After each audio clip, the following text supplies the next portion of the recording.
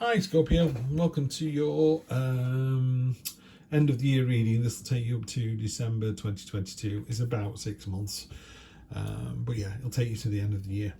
Going to use the True Black as usual, and I'm going to clarify with this excellent deck, the Black Violet Tarot Cherry Blossom Edition by Heidi Phelps. Really, really love this stuff. Go check it out. It's easy enough to find, blackviolettarot.com. If you wanted to buy some on a tarot deck, I highly recommend that one. I really recommend this one, but this one is really quite expensive. So anyway, let's go. It's in a slightly different format as well. So we do a 9-card spread for this one. Some cathartic stuff coming up here. I just put the cards where I feel they should go. Right, Virgo, you've had some really good reads off me recently. This one's looking a little bit tougher. This is the overview for the next 6 months. So weeks and months can change, but actually it finishes. Yeah, everything seems to be towards the end of the year. It's getting better. I think there's a couple of things that you're going to have to do to get to that point, but we'll talk about that in a minute. Wow, that's a great energy to have on the bottom of the deck. The Empress, sensuality, nurturing, motherhood, being kind of fully in charge of kind of nature and nurture and the cycle of life and all that kind of stuff, all the good stuff that the feminine kind of energy brings. That's really nice to see. Let's put that like that. Okay, so it kind of reads this way, so it sort of reads into the future like that. So I'm just going to jump straight in, I think, because otherwise it's making it a little bit too long. First of all, in the first column, you've got Judgment, you've got the Nine of Wands, and you've got the Tower. So the Judgment talks about, you will be called to judgment. There'll be one day where, the trumpets blow, we all come out of the graves and we all face the final kind of, you're being pointed at and the sword being thrown at you. The thing about the Judgment card on this particular deck is she's also pointing at herself. She's pointing at the wound she's had. She's looking at the crown. So she's aware of sorrow and loss herself. So she understands, yeah? So you can't just go, it's not fair, woe is me, because she goes, well, I've been through it as well. I've been judged and I've come out the other side.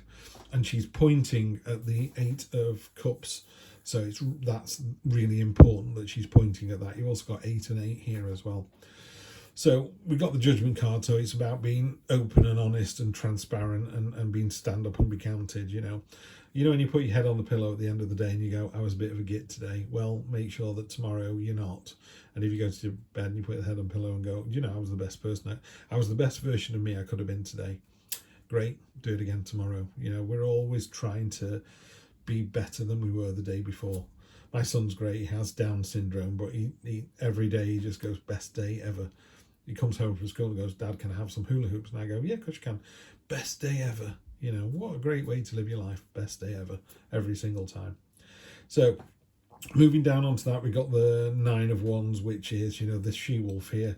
She's got blood on her tummy. She's obviously been through war. She's had a fight. It's the Wounded Warrior card. There's a couple of things. One is you're victorious in battle. So woe betide anyone who tries this on with you guys. So that's good to see. Yeah, sorry, I'm just checking it. Scorpio, you're the last one I've done. I've done all the others. Why do I keep trying to remember? So yeah, it's the Wounded Warrior. It's about that battle and you come out the other side, which is great to see. And then down at the bottom, we've got the Tower card. The Tower is a real cathartic moment. It's something that kind of comes out of left field. You don't see it coming. It sort of blows everything away. It's like a tsunami. It just washes everything away and you have to rebuild and start again. But in a good way, that was like, do you know what? It wasn't working for you. So the next time you build, if it was a tsunami, I don't know, you build, what do you call it, water defences, you build sea defences, or you build houses on stilts, so you build further inland. You learn from that experience and you build something that's more suitable. So if you're in a relationship, it was like, it didn't work, we all tore it down, caught my partner in bed with somebody else, that's it, game over, that's fine. Then you don't date people like that in future because you always do what you always did. You always get what you always got. So it's that cathartic moment where you go, that's it now. I'm not doing this anymore. Not being treated like this. I'm a better person. I'm going to be my better self and move on. In the second row, Judgment is very clearly pointing at the 8 of Cups, which is it's time to move on. Where you are at the moment does not serve you. You need to move on. Yeah. quite clearly. No two ways about it. That octopus is in the nest. He's coming out of the safety of the nest, going into the big wide ocean that's full of predators. There's all eyes on this card. They're just waiting for it. But he knows he can't stay there. He has to move on. He's got to go out. He's got to go get food. Got to go and live their lives, however long or short those lives are. That's what we need to do. Then you come down to the 8. I've got another 8 on top with the 8 of Swords. And again, I read this deck the way this deck is supposed to be read. And this one is called the Crucible card. You know, you're up against a test.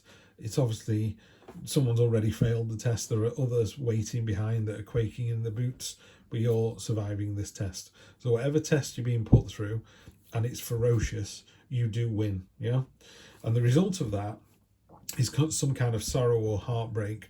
So given that I think you passed this test, it could be that you're the stronger person in the relationship or in the situation, which causes heartbreak for the other person.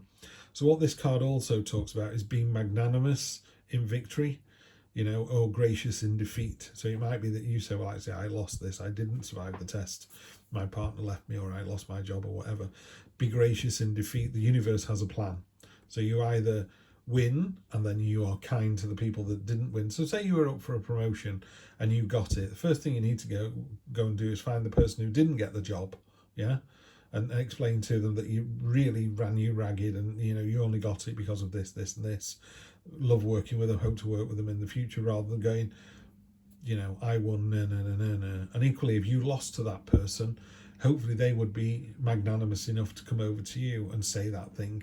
And you might think it's a load of rubbish, but be gracious in defeat and say, thank you for those kind words. I look forward to working with you. I hope we can learn a lot by working together. Same in a relationship, you know.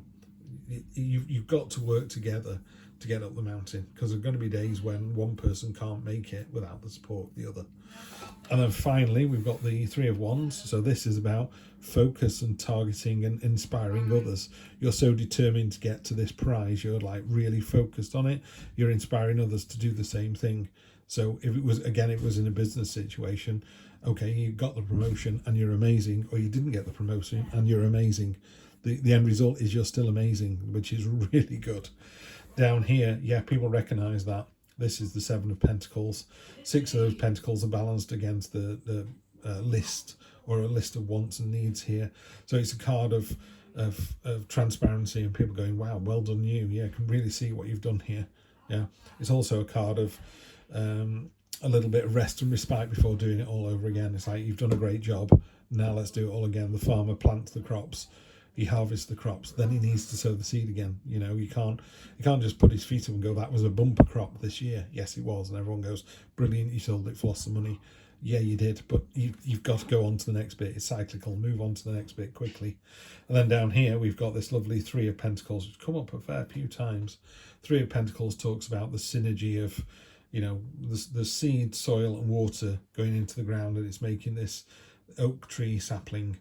Oak leaves are about knowledge, so you're gaining knowledge and understanding of this situation, but also oak trees grow incredibly slowly. So, and you know, you'll never sit under the shade of an oak tree you plant, because you know your grandchildren might, your great grandchildren definitely will. So it's about doing something for the long-term good, and that's a lovely energy to have. Right, let's see what we get to on this last one. So Scorpio, let's see. On top of Judgment, we've got the Tower. It's got the Tower twice. Definitely something is going to fall away over the next 6 months. Something doesn't serve a purpose. You know, they built this tower, there's no door in it. So when the lightning struck, they fell out. But it was a warning that you weren't doing it right in the first place. They survived the fall. They don't die. You know, they survived the fall, and the edifice, the tower, the folly just falls down, crumbles to nothing. And you roll your sleeves up and go, right, let's build it again, but do it properly this time. On top of the Wounded Warrior, you've got on top of the 9 of Wands, you've got the 9 of Swords. So again, whatever this situation is, it's almost over. It happens quite quickly, and then it's over. Then it's over. Do something quick. So we have the 9 of Swords here. This is called the Nightmare card, and again, it's a card of worrying too much. So, you know, you have this tower moment and you go, oh, what if my house falls down? It's like, no, it's not talking about something like that. It's talking about your beliefs, something fundamental that you just go, do you know what? the scales have fallen away from my eyes. I realise that my partner is a gambling wastrel, or my partner is married to somebody else, or my partner just doesn't love me, something as simple as that. And it just falls away from your eyes and you go, that was horrible. But then, I don't know, a week, 2 months, 2 years, 10 years, however long it takes, you come out the other side and go, do you know what? It was the right thing to do. So tarot always talks about things being cyclical and finding things in balance. So you're not in balance here. These cards are off balance cards. You need to get in balance, which you do. Yeah, the Two of Wands, it's about balance, it's about flexibility. I couldn't write this stuff, could I? I mean, I'm just picking these cards by random. So yeah, you're going to have to find this sort of balancing act, and then there's going to be this test. And it's going to be a cold, hard test, but you come through it the other side. It's Eight of Swords on top of the Eight of Swords. We've already talked about that. But in this reading, Scorpio, she's hemmed in, but she's hemmed in of her own making. Just rub those bonds up against the swords and take the blindfold off. This is of your own making, this kind of inability or this worry about the test. You have to go into the crucible, you have to do the test, and you pass the test. Yeah, you pass the test. One of the things they say about the Lovers is some sort of, it's about attraction, and it's about some sort of trial involved. Well, there you go. There's some sort of trial involved here. Two of Swords on top of the Three of Swords. The Two of Swords here, if you look at her, she's holding those swords up in a really weird way. There's an eclipse going on. She's got a blindfold on. And then normally there's another land in the background here. On this one, she's not drawn that, but the sea is quite turbulent. And there's two things. One, it's a card of solace and recuperation, and going, just leave me alone. I'm holding two swords, just bugger off and leave me alone. Let me think about this.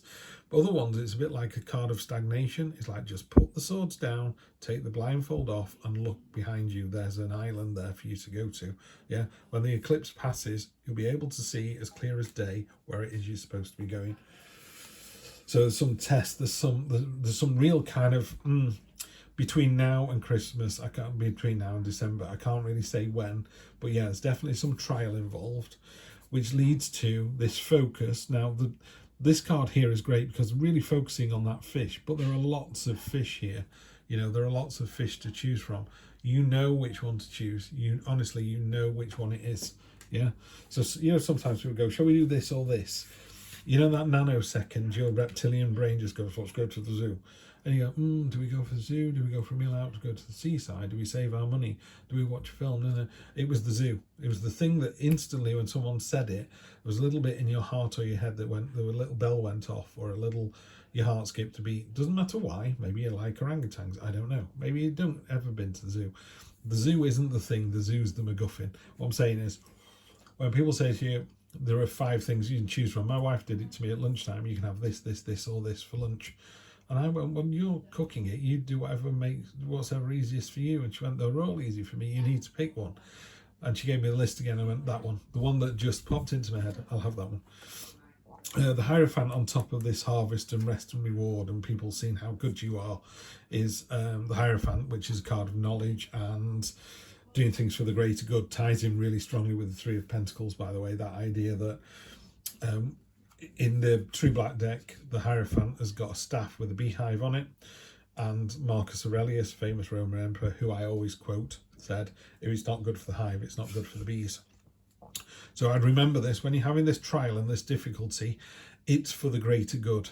Everyone's going to benefit. Do you know why? If you're in a job that really serves you, or in a relationship that really serves you, your mates like hanging around with you. Yeah.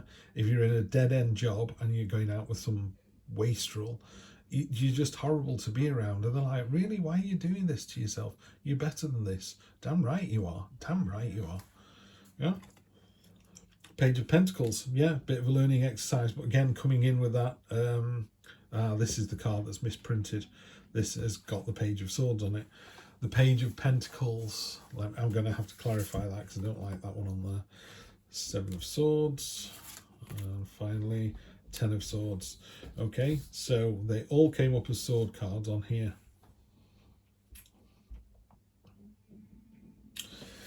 Page of Swords. Just bear with me a minute. I'm just going to see what she actually says the Page of Swords says in this one. I don't normally do this, but because I haven't used this very much, there we go, Swords. There's 5, there's the 8, get me the page, the 10, and finally, sorry guys, just bear with me just for a second.